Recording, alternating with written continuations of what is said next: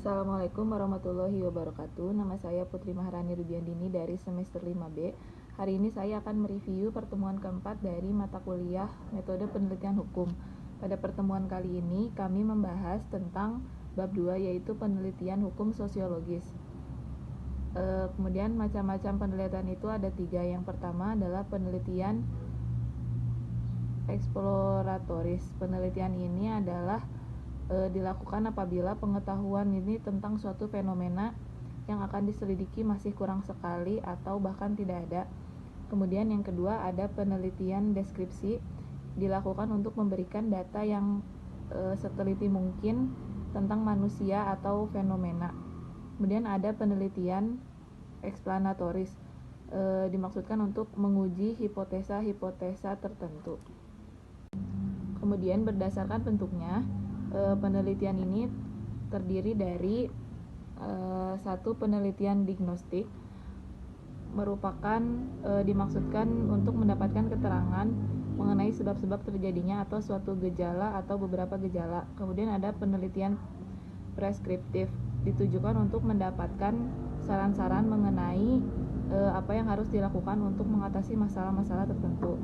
Kemudian ada penelitian evaluatif, dilakukan untuk menilai program-program yang dijalankan. Lanjut, dari segi penerapannya, penelitian dibedakan menjadi satu, penelitian murni atau pure research. Pure research ini fungsinya untuk pengembangan ilmu pengetahuan atau teori atau metodologi penelitian.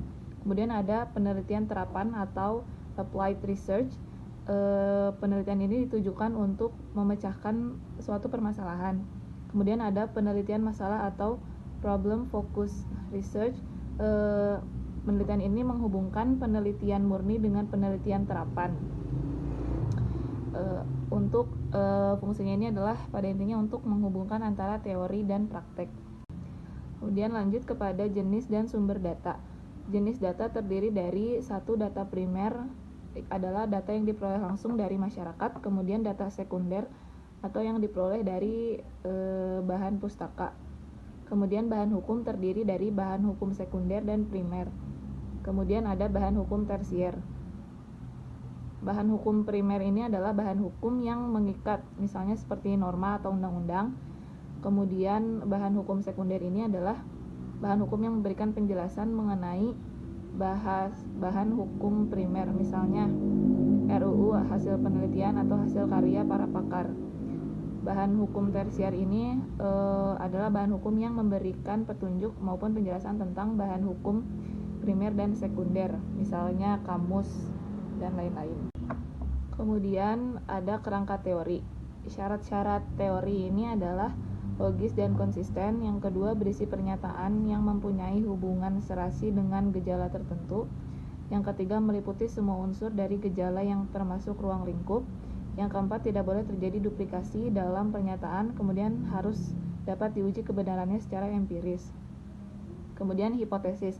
Hipotesis ini merupakan kesimpulan awal dari hasil penelitian.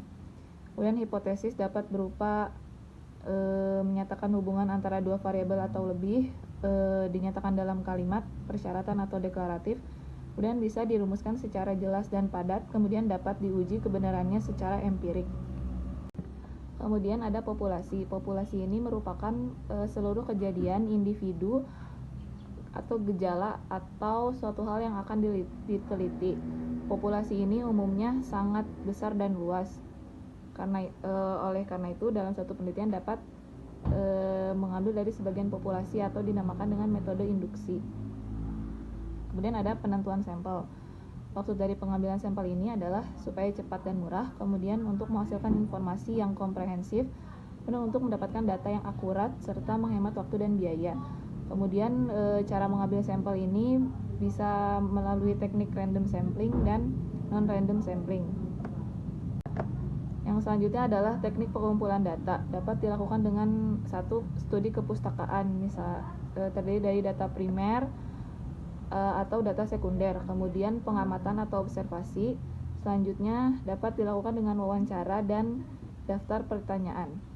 Mungkin cukup sekian review yang dapat saya sampaikan. Kurang lebihnya mohon maaf. Terima kasih. Wassalamualaikum warahmatullahi wabarakatuh.